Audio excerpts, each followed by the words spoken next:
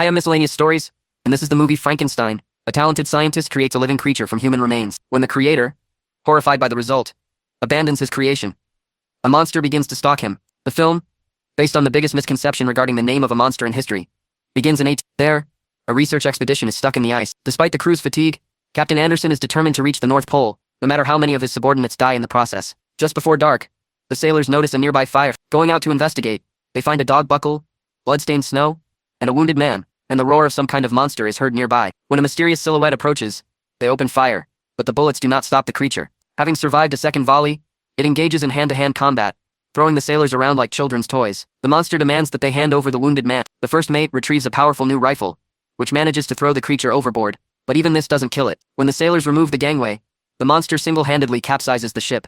This energy, if only for peaceful purposes, unfazed, the captain fires at the ice beneath the monster's feet. When it cracks, the monster plunges into the frigid waters of the Arctic Ocean. But the man rescued from pursuit is certain the creature will return and kill everyone if necessary, for it cannot die. Such is the universe's glitch. The wounded man asks to be given to the monster to save the rest of the crew. The man reveals his name is Victor Frankenstein, and that he created this indestructible creature. The story shifts to the past, when young Victor lived with his parents. His father was a baron, a surgeon, and a powerful man, and his mother was a wealthy heiress of a once noble family, completely subservient to her husband. The young man diligently studied medicine under the patriarch's watchful eye. However, his father's extensive medical experience proved useless when his wife, Victor's mother, gave birth to their second child. The birth was fraught with complications, from which the woman died.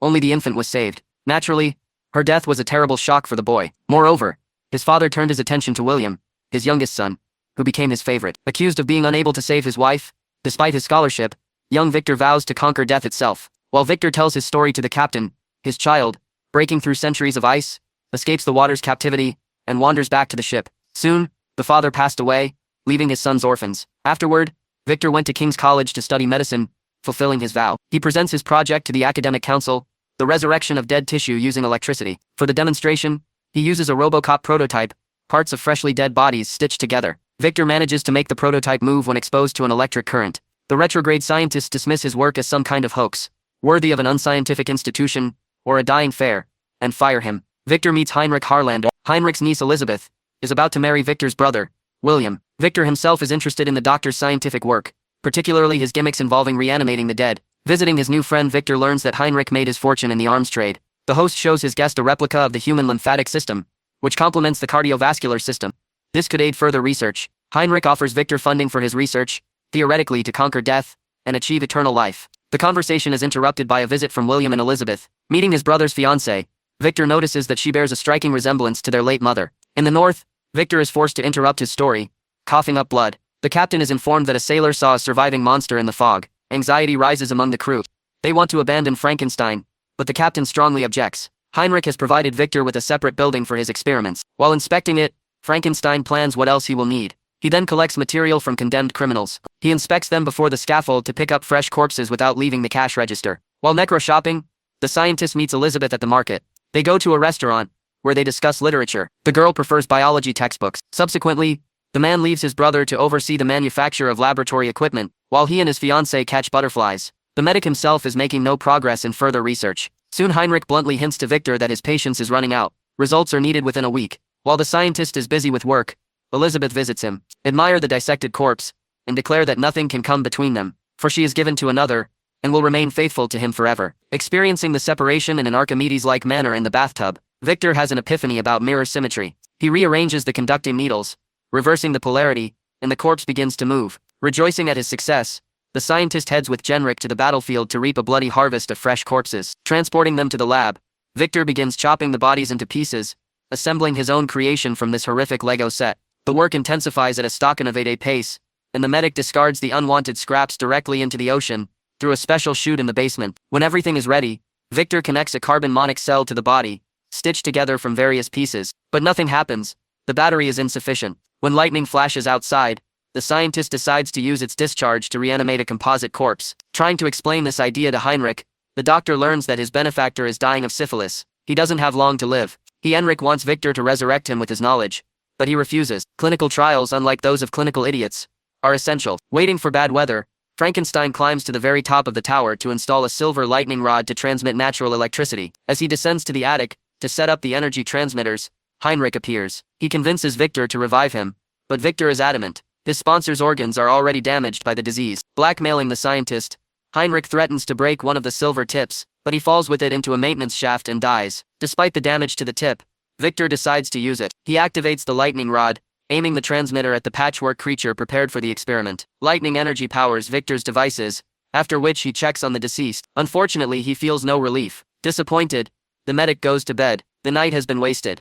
and he's wasted his patron. Waking, he sees his creation next to his bed, a reanimated corpse. It imitates his every movement, like a foolish child. Victor is forced to teach the creature the simplest things: walking, sitting, talking. The scientist takes it to the basement, where he chains it to prevent the prototype from escaping. When the creature's hair grows back, the doctor is forced to shave it. In the process, the reanimated corpse grabs the razor, cutting his hand. However, within minutes, the wound heals, demonstrating amazing regenerative abilities. Victor is irritated by the fact that the creature says nothing but his name. Guests disturb the scientist's solitude, a brother and his fiancée, searching for their missing uncle.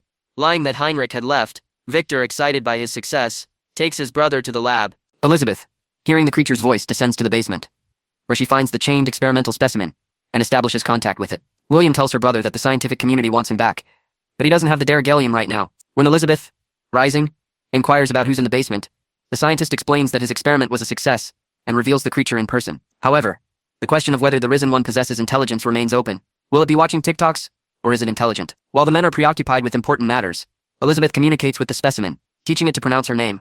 Victor disapproves of her interest in the creature. Its resurrection was both a triumph and a disappointment. The scientist is saddened that the risen one lacks intelligence, in contrast to its vitality and physical strength. Disappointed by his conversation with the girl, he goes to the basement, where he attempts to awaken the creature's intelligence through beatings, but instead incites it into a rage. Frightened, Victor leaves. In the morning, he confesses to his brother that he was mistaken in resurrecting the creature. He says the monster killed Henry. This is an excuse to send William and his fiancée away, under the pretext of safety. The doctor himself pours flammable liquid into the laboratory to burn everything down. He's also prepared to burn the monster in the basement, if it doesn't learn at least one new word.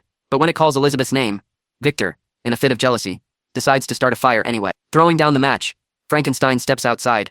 Flames slowly spread through the spilled flammable liquid, surrounding the terrified creature, who cries out for its creator. He comes to his senses and runs back, but the containers of liquid explode, throwing the scientist back and injuring his leg. The returning guests find him like this. They watch as the laboratory building collapses, burying this marvel of science. The creature bursts into the captain's cabin, interrupting Victor. Having learned that his creator was telling tales about him, the now talking monster decides to tell Anderson his story. During the fire, the creature demonstrated remarkable physical strength, breaking its chains and escaping through a tunnel where the dead bodies were discarded. A family tradition, one might say. When the building collapses, it finds itself in the coastal waters, sinking to the bottom. When the surf washes the creature ashore, it comes to and wanders into the unknown of a brave new world, unfamiliar after being trapped within its walls. Finding human remains in the forest, the monster loot a cloak to dress itself. Coming across deer, it learns to eat berries when gunshots ring out. Hunters, mistaking the creature for game to be tamed, wound it. The creature escapes. Its wounds heal quickly, and it makes its way to an old farmhouse, where it hides. In the morning, its owners return, among them the hunters who mistook it for a bear the day before. Hiding in a barn, the creature watches as a girl cares for a blind grandfather, who teaches her to read and write. Thus, the monster slowly learns language. Having become attached to the family, it quietly helps them by collecting firewood and mending the fence. In return, the farmer leaves an offering for it, as a spirit of the forest. However, when wolves attack the farm to steal the sheep, the creature witnesses the head of the family shoot them. It understands that some living beings are hated simply for what they are. After this, the peasants leave for the winter, leaving only the stubborn old man. He refuses to leave the house. Seizing the opportunity, the creature enters the house to reveal his almost blind old man's eyes. Although it hasn't yet fully learned to speak, it manages to establish a conversation with the old man. The old man, recognizing the forest spirit hiding in the barn, invites the guest to stay. At the same time, he teaches him to read. Fortunately, there was an abundance of books in the farmhouse. Having sharpened his communication skills through literature, the creature begins to question his true identity. To resolve his existential crisis, he returns to the ruins of Frankenstein's laboratory, hoping to find answers there. After finding the scientist's notes, the monster realized he was different from a human. This thought tormented him. Finding a letter with the address of his creator Victor, he decides to visit him to understand why he was created. Upon returning to the farm, the creature receives more unpleasant news. Wolves have killed its only friend. As the saying goes, no matter how much you feed a wolf, it still wants to devour the blind old man. The predators attack the monster, but thanks to its strength and resilience, it manages to send the forest orderlies to the morgue, some with particular cruelty. Returning to the dying man, the creature claims to have learned the truth about itself. It is a man-made Frankenstein monster. At that moment, the old man's relatives appear. Believing the monster has killed him, they attack it. The monster kills one in self-defense, and then flees the house. Hunters pursue it, shooting from a distance, until the target is knocked unconscious. Waking up in the night with its wounds healed, the creature decides to visit its creator. Victor, having lost a leg in a fire, is preparing for his brother's wedding, when he notices his creation in the chambers. The monster wants the scientist to create him a bride, so he can spend his immortal eternity with someone. Victor refuses. This is an idea for a sequel. Unable to receive love, the monster unleashes its hatred, hurling its creator. Elizabeth arrives at the commotion, and manages to calm the monster, who recognizes her. But Victor, firing a pistol, hits her, and when the groom and guests arrive, he accuses the creature of attacking him. In the ensuing fight, William hits his head. Having scattered the attackers, the monster, defeated, exits through the column of guests, while her groom dies in the arms of his brother, who calls him a monster for everything he's done. The creature carries Elizabeth to a cave, where it comforts her as she fades. Victor, gun in hand, follows them along a bloody trail, but the creature easily disarms him, and wounds him, making him bleed. Having promised to turn its creator's life into hell, the creature departs. The scientist rushes after it with a gun. Thus begins a chase that leads them into the polar ice. At sunset, the monster attacks Victor's camp, burning down his tent, and cutting the scientist in the eternal snow, making him bleed. Then it offers him dynamite to light, hoping it will kill him. But if not, the creature will return for its creator. Again, as experience shows, the explosives fail. The story returns to the cabin. The dying Victor, having learned the creature's story, asks for its forgiveness, and it forgives its creator, before he dies. Then the captain leads the monster outside, telling his men to let it pass. Leaving the creature's ship, with superhuman strength he pushes it out of the ice trap, and into the sea. Deciding they've had enough of adventures, the captain orders them to set course for home. Frankenstein's monster disappears through the white silence into a new dawn, finding peace of mind, and so the film ends.